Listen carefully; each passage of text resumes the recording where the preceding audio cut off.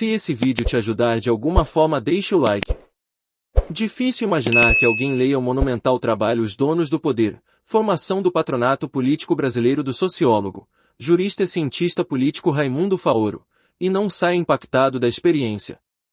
Em primeiro lugar, por ser muitíssimo bem redigido, assim como Sérgio Buarque de Holanda, autor do não menos importante Raízes do Brasil, é um exemplo realmente especial de autor que seguiu uma trajetória de esquerda e cuja leitura nem por isso será menos prazerosa a um liberal clássico ou conservador.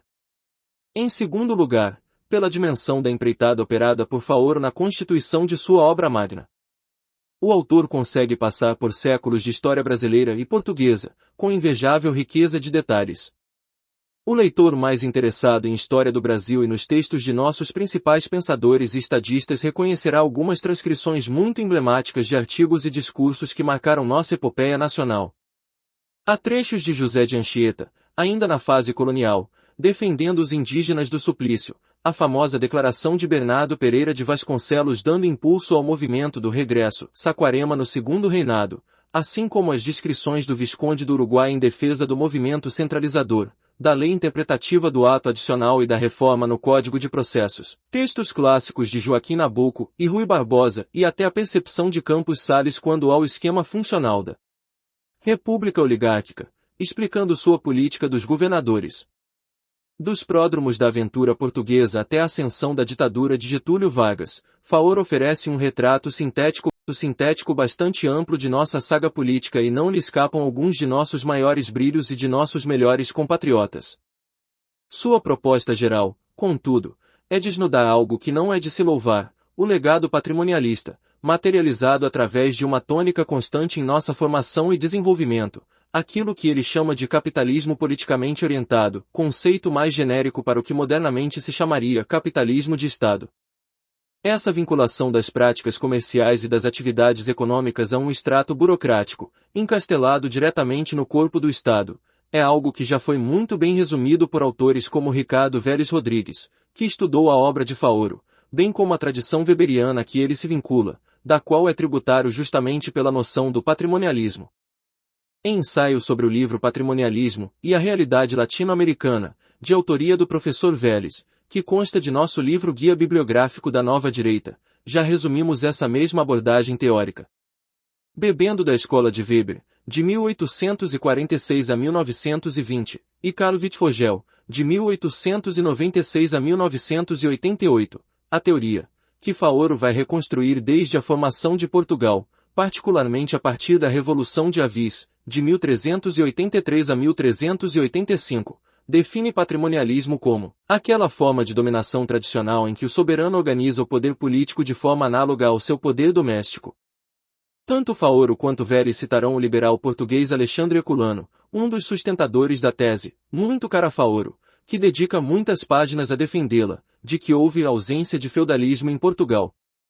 Essa tese tem, de pronto, uma consequência positiva, que ressalta entre as contribuições de Faoro, a contestação do determinismo econômico do materialismo histórico marxista, que deixa de fazer sentido se as formas econômicas sequenciadas, do feudalismo teria de vir o capitalismo, para por fim despontar o socialismo, não se verificam como leis de progresso inescapáveis em toda a parte. Contudo, a ausência do feudalismo faz com que a nobreza e a burguesia jamais tenham um poder suficiente para se contrapor ao poder inquestionável do monarca. Assim, os nobres, mais do que de uma tradição que independesse da coroa, dela recebiam um prestígio, sendo praticamente funcionários do príncipe.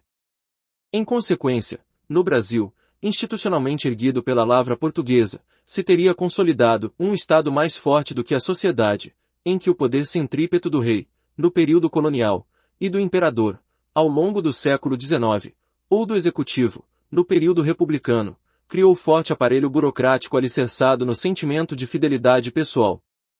Nesse sentido, Faoro vai, sem negá-lo e até exibindo muito respeito por suas elaborações, contrabalançar um pouco Casa Grande e Senzala de Gilberto Freire, no sentido de que procura demonstrar um grau um pouco maior de subordinação do patriarcalismo senhorial da colônia ao poder central da metrópole lusa, bem como um incremento desse poder quando da instauração dos governos gerais por substituição ao antigo modelo das capitanias e sesmarias.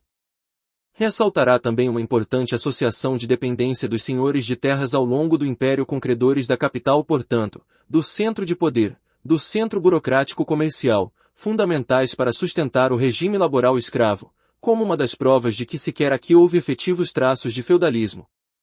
Desafiará também alguns simplismos reversos dos monarquistas, ainda que cometidos com a melhor das intenções, mostrando que a decadência desse sistema econômico e o desenvolvimento, sobretudo em São Paulo, de um regime laboral que depende menos do centro serão decisivos na proclamação da República, mais do que simplesmente a abolição da escravatura em si mesma, visto que nem todos os republicanos eram escravocratas. Sustentará, porém, em resumo, que, ainda que se tenha temporariamente diluído para as oligarquias estaduais durante a República Velha, apoiando-se mutuamente no centro, a presidência da República, para depois voltar a se concentrar amplamente com a Revolução de 30, esse sistema de absorção da parcela nuclear da vida econômica pelo que chama de estamento centralizado é uma constante na vida brasileira. Explicará o populismo varguista em parte como uma transposição para a crescente política urbana do espírito popular rural, decorrente desse sistema, de procurar o coronel, o líder pessoal algo messiânico, mais que a impessoalidade das instituições. Sua conclusão, o estamento burocrático, fundado no sistema patrimonial do capitalismo politicamente orientado, adquiriu o conteúdo aristocrático, da nobreza da toga e do título. A pressão da ideologia liberal e democrática não quebrou, nem diluiu, nem desfez o patronato político sobre a nação, impenetrável ao poder majoritário, mesmo na transação aristocrático-plebeia do elitismo moderno. O Estado, pela cooptação sempre que possível, pela violência se necessário, resiste a todos os assaltos, reduzido, nos seus conflitos, à conquista dos membros graduados de seu Estado-Maior. E o povo, palavra e não realidade dos contestatários, que quer ele? A lei, retórica e elegante, não o interessa. A eleição, mesmo formalmente livre, lhe reserva a escolha entre opções que ele não formulou. Apesar da forte impressão causada pela obra, alguns autores formularão críticas a seu teor que parecem bastante sensatas. Uma delas, constante do não menos impressionante A Querela do Estatismo, 1994, de Antônio Paim, 1927, é a de que Faoro subestimou amplamente o papel do Marquês de Pombal na introdução do viés modernizador, protocientificista, do Estado patrimonial, como elemento de sua perpetuação e remodelação para gerações posteriores. Essa subestimação pode levar a uma crença determinista de gênero distinto da estabelecida pelos marxistas, no sentido de se acreditar que, por arraigadas e poderosas que sejam as teias culturais do patrimonialismo e do consequente estatismo no Brasil, seria algo como uma lei natural inescapável permanecermos atados a elas. Outro problema, que Paim também aponta, é certa má vontade com o esforço liberal representativo de construção do sistema político no Império, particularmente durante o Segundo Reinado, de que Faoro faz ressaltarem as deficiências, sem perceber que seu caráter aristocrático não era exatamente uma exceção em sua época. Nada disso modifica nosso parecer, o livro é impressionante. Um trabalho de fôlego, ainda que, infelizmente, apropriado pelas esquerdas, tem ensejado a ilusão de que o petismo chegaria ao poder para combater e eliminar essa herança patrimonialista, quando, em realidade, só a fez reforçada em tudo quanto esbanja de pior. Link do livro está na descrição do vídeo. Obrigado por assistir até o final. Se puder, deixe o like.